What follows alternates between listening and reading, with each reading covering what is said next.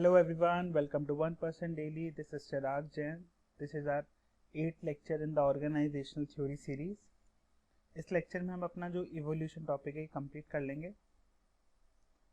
छोटे टॉपिक्स रह गए हैं, बस वो डिस्कस करना है. First is learning organisation. Learning organisation क्या होता है? देखो, ऐसी organisation which can create, acquire, transfer knowledge for modifying work behaviour of its member. मतलब कि ऐसी ऑर्गेनाइजेशन जहाँ पर जो नॉलेज है वो कंटिन्यूसली क्रिएट होती है, एक्वायर की जाती है और ट्रांसफ़र की जाती है. किस लिए? जो उनके एम्प्लॉयज़ हैं उनका जो वर्क बिहेवियर है उसको मॉडिफाई करने के लिए, modify in the positive sense. ठीक है. Learning organisation is needed to remain effective and competitive. आज के टाइम में कोई ऑर्गेनाइजेशन अगर लर्निंग नहीं होगी, लर्निंग मोड में नहीं होगी तो वो सर्वाइव नहीं कर सकती है. ठीक है ना. It encourages excellence, creativity, innovation and sense of achievement among its member. ठीक है. Next is network organization. Network organization क्या होती है? Cluster of different organization whose actions are coordinated by contract and agreements based upon outsourcing of inputs, processes and outputs. देखो क्या होता है, एक सेंट्रल यूनिट होती है, ठीक है, which coordinates everything, और उसने अपने सारे फंक्शन, चाहे वो इनपुट हो, ठीक है, इनपुट क्यों, as in like raw material purchase करना, प्रोडक्शन करना, चाहे वो आउटपुट क्यों, सब आउटसोर्स कर देते हैं.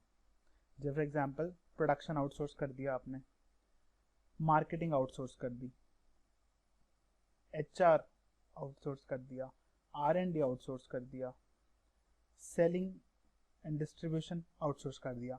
और ये जो यूनिट बीच में है ये सारा कोऑर्डिनेट एंड कंट्रोल कर रही है सब यूनिट्स को. So this is known as network organisation. ठीक है. Next, boundaryless organisation. नाम से क्लियर है, बाउंड्रीलेस, जैसे कोई बाउंड्रीज नहीं होती. So absence of vertical and horizontal boundaries with the organisation. जैसे कि वर्टिकल बाउंड्री भी नहीं है और हॉरिजॉन्टल भी नहीं है. वर्टिकल का मतलब होता है हायरार्की से, हायरार्कीज नहीं है. और जो हॉरिजॉन्टल बाउंड्री उसका मतलब होता है बेसिकली डिपार्टमेंटलाइजेशन को हम रेफर करते हैं. ठीक है. Basically departmentalisation means creating different departments, HR, marketing, ये सब नहीं होता. So the organisation having no vertical as well as no horizontal boundaries known as boundaryless organization. It's a kind of breaking cultural, geographical and organizational barriers to enable business creates greater value. ठीक है. So this is boundaryless organization. Next, virtual organization. As the name goes, virtual, ऐसी organization जो virtually चलती है. So it consists of individuals working out of physically dispersed workplaces. ऐसी organisation जो लोग हैं वो फिजिकली डिस्पर्स हैं, अलग अलग जगह पे हैं, और even individuals working from mobile devices and not tied to any particular work space. ICT means information and communication technology is a backbone of virtual organization. Members are linked by ICT and attached physically. Members physically तो पास नहीं होते, लेकिन they are all connected through a computer network. ठीक है. Manages, coordinates and controls external relation with the help of computer linked networks. क्या characteristics होते हैं virtual organization? एक flat organization है. Flat का मतलब there is no departmentalization, there is no hierarchy setup. Multidisciplinary teams होती हैं. ईज ऑफ वर्क है, ऑब्वियसली एम्प्लॉयज के लिए ईज ऑफ वर्क इसलिए क्योंकि वो घर बैठे बैठे काम करना है, वर्क फ्रॉम होम करना है. एब्सेंस ऑफ अपेरेंट स्ट्रक्चर, कोई ऑर्गेनाइजेशन स्ट्रक्चर है वो फिक्स नहीं होता. Start by knowledge worker. Basically जो वर्चुअल ऑर्गेनाइजेशन है वो ऐसी इंडस्ट्रीज में पाई जाती है जहाँ पर नॉलेज वर्कर्स ज़्यादा होते हैं. लाइक ब्लू कॉलर जॉब इतनी नहीं होती, बिकॉज ब्लू कॉलर जॉब में online working, work from home applicable नहीं होता कहीं ना कहीं. इसलिए जो वर्चुअल ऑर्गेनाइजेशन है वही है जहाँ पर नॉलेज वर्कर्स की ज़्यादा रिक्वायरमेंट होती है. It is less capital intensive. Capital intensive कम इसलिए है क्योंकि जो आप एक ऑफिस को चलाने और मेंटेन करने का जो खर्चा होता है वो बच जाता है, ऑफिस सेट करने का खर्चा बच जाता है. And no geographical boundaries, obviously वो कहीं से भी काम कर सकते हैं, कभी भी, कैसे भी. ठीक है. एडवांटेजेस क्या हैं? Saves time and travel expense. जब एम्प्लॉयज को कहीं ट्रैवल नहीं करना तो घर बैठे बैठे काम करना है तो उनका पैसा भी बचता है और टाइम भी बचता है. Virtual organization can be organized whether or not members are in proximate to each other. चाहे मेंबर पास में हो चाहे बहुत दूर दूर हो, बट वर्चुअल ऑर्गेनाइजेशन को क्रिएट करना, चलाना इज पॉसिबल. ठीक है. Use of outside expert with ease. अगर आपको, अब लेट्स सपोज एक 4-5 लोग काम कर रहे हो, but at the same time आपको कोई आउटसाइडर्स की जरूरत है जो कि बहुत दूर बैठे हैं, आप उनको इजीली कनेक्ट कर सकते हो अपने ऑर्गेनाइजेशन के थ्रू. ठीक है. In case of any requirement. Then employees can be assign multiple and concurrent teams, एक एम्प्लॉय को कई सारी टीम्स में लाया जा सकता है। Employees can accommodate both personal and professional life, because वो काम घर से ही कर रहे हैं, तो एक कहीं ना कहीं जो एक कॉर्पोरेट लाइफ की शिकायत होती है कि पर्सनल लाइफ के लिए टाइम नहीं मिल रहा है, तो कहीं ना कहीं वर्चुअल ऑर्गेनाइजेशन पॉसिबल होता है कि personal as well as professional life easily manage हो जाती है।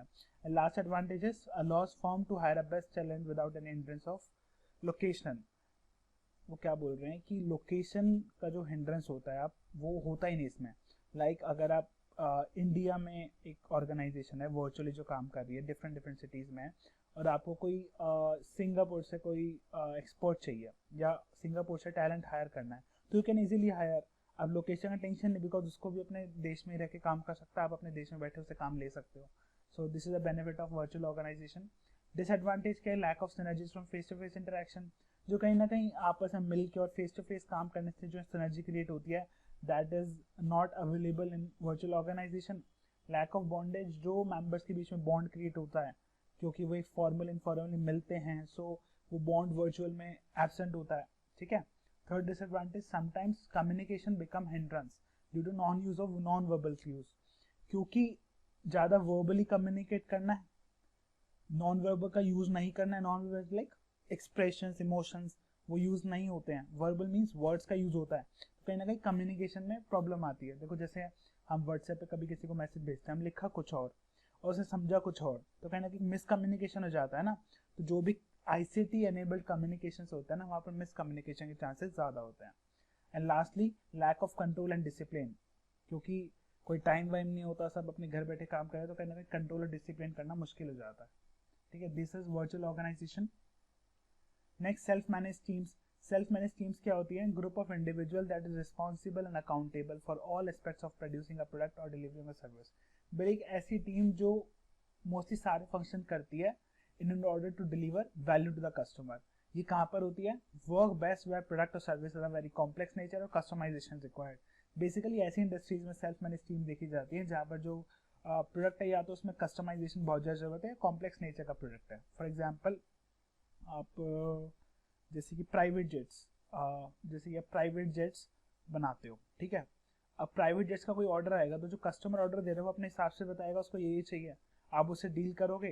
तो ऐसे में सेल्फ मैनेज टीम्स काम कर जाते हैं कि वो प्रोडक्ट कस्टमर्स की स्पेसिफिकेशन फीडबैक लेगा और उसके हिसाब से प्रोडक्ट बनाएगा एंड देन उसको डिलीवर करेगा। तो हर प्रोडक्ट के लिए अलग एक टीम हो सकती है। So this is where self manage team works. Next, modular organisation. Modular organisation एक वर्चुअल ऑर्गेनाइजेशन ही होती है जिसमें जो कोर काम है वो तो ऑर्गेनाइजेशन खुद कर रही है और बाकी जो नॉन कोर एक्टिविटीज है वो बाकी सारी आउटसोर्स कर दिया, ठीक है। तो ऑर्गेनाइजेशन वही काम करिए जिसमें वो एक्सपर्ट है एंड बाकी सारा आउटसोर्स कर देती है। तो this kind of setup is modular organisation. Next, fishnet organisation. Fishnet organisation क्या बोल रहे हैं? Organisation with dynamic hierarchies in linkages with exigencies of time, continuously changing role of members, creating new and destroying old hierarchies, fair opportunity to be all part of leadership। मतलब कि ऐसी organisation जहाँ पर कोई फिक्स हायरार्की नहीं है, depending on the time, depending on the situation, की जो हायरार्कीज होते हैं वो चेंज होती रहती है टाइम के हिसाब से, ठीक है। जैसा टाइम डिमांड कर रहा है वैसे उनकी हायरार्कियल सेटअप होता है। तो बेसिकली जो मेंबर्स हैं उनके जो रोल है कंटिन्यूसली चेंज होते हैं, कभी कोई बॉस, कभी कोई लीडर, कभी कोई सबऑर्डिनेट, कुछ भी वो बन सकता है depending on the time and depending on the situation. This is fishnet organisation. Next, organisation manual. Organisation manual एक टर्म है जिसको बेसिकली जो ऑर्गेनाइजेशन स्ट्रक्चर है उसको जो लिस्ट एक्सप्लेन करती है कि ये बंदा टॉप पे है, उसके बाद ये है, उसके बाद ये है, फिर इसको रिपोर्ट करना है, ये नहीं तो इसको रिपोर्ट करना है। तो this kind of list is known as organisation manual. It's a written source of authority and responsibility relationship adopted in large organisation. देखो जहाँ ऑर्गेनाइजेशन में 4-5 ही बंदे काम कर रहे हैं तो क्या लिस्ट बनेगी? तो बेसिकली जो ऑर्गेनाइजेशन मैनुअल है वहाँ प्रिपेयर किया जाता है जहाँ पर जो काम है बहुत लार्ज स्केल पे काम हो रहा है और जो बहुत सारे लोग वहाँ पर इन्वॉल्व हैं, ठीक है। This is organisation manual. Next है साइबरनेटिक्स। साइबरनेटिक्स देखो जब हम कंटिन्यूसली अप्रोच डिस्कस कर रहे थे तो उन्होंने बोला था कि जो ऑर्गेनाइजेशन है उनको एनवायरनमेंट से हमें लिंक करना है, ठीक है, बिकॉज बहुत सारे फैक्टर्स है एनवायरनमेंट के जो ऑर्गेनाइजेशन में इन्फ्लुएंस डालते हैं। बट वहाँ भी कहीं ना कहीं एक लिमिटेशन थी कि बहुत लिमिटेड तरीके से डील करने के लिए बताया गया था, ठीक है। So cybernetics kind of improvement है contingency approach पे। It's a way where organization works by influencing and getting influenced by the environment. Both feedback and feed forward strategies are used to deal with the environment, ठीक है। Feedback strategies भी चाहिए कि customers या जो भी outsiders party है उनसे फीडबैक लो और वो चीज़ को इम्प्रूव करो, फिर प्रोडक्ट डिलीवर करो। As well as feed forward, मतलब खुद से ही आप उन्हें बिना बोले ही उनसे पहले ही कुछ उनके बियॉन्ड एक्सपेक्टेशन आप चीज़ डिलीवर कर दो। So that is feed forward strategies. जैसे माइक्रोसॉफ्ट है, माइक्रोसॉफ्ट ने ऑर्गेनाइज जो है ऑपरेटिंग सिस्टम को कंटिन्यूसली अपडेट करता रहता है। अपडेट कैसे करता है? इसी से कस्टमर से फीडबैक लेता है, एट द सेम टाइम उनको ऐसी चीज़ प्रोवाइड करता है that is beyond their expectation. So this is cybernetics. Next and last topic is lean management. Lean management देखो टर्म कहाँ से है? टोयोटा प्रोडक्शन सिस्टम ने टर्म दी। It's a technique develop with the aim of minimising process waste and maximising value to the customer without compromising quality. मतलब basically एक technique है जहाँ पर हमने क्या बात करी है कि हमें जो वेस्ट है उसको तो मिनिमम करना है, minimum wastage, as well as जो कस्टमर की वैल्यू है मैक्सिमम वैल्यू टू कस्टमर। ठीक है।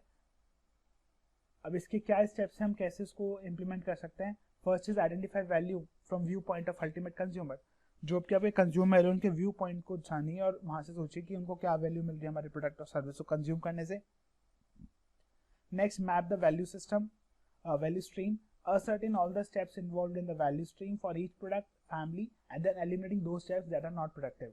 जब आपने वैल्यूज को आइडेंटिफाई कर लिया तो उस वैल्यू में क्या स्टेप्स इन्वॉल्व हैं क्रिएट करने में वैल्यू, और जो भी अनप्रोडक्टिव स्टेप्स हैं उनको आप एलिमिनेट करना है। Next, create the flow. इस तरह से वो फ्लो क्रिएट करना है, इस तरह से स्टेप्स को अरेंज करना है कि जो उनका सीक्वेंस है वो बेस्ट हो, जिसमें मिनिमम वेस्टेज हो। ठीक है। एस्टैब्लिश पुल, वो अगर जब हमारी वैल्यू क्रिएट हो जाएगी तो कस्टमर कहीं ना कहीं अपना आप ही अट्रैक्ट होगा, अपना आप ही वो पुल होगा towards our product. And next, seek perfection. Seek perfection means ये प्रोडक्ट, ये जो स्टेप है आपको कंटिन्यूसली रिपीट करना है इन आवर ऑर्गेनाइजेशन और उस स्टेज तक उसको रिपीट करना है जब तक आप परफेक्शन तक ना पहुंच जाए। ठीक है। परफेक्शन का स्टेट मतलब जब मिनिमम वेस्टेज हो और मैक्सिमम वैल्यू कस्टमर को डिलीवर हो रही हो। So this is lean management. तो here we have completed our chapter evolution of organizational theories, and in next video we will start organizational design. Thanks for watching this video.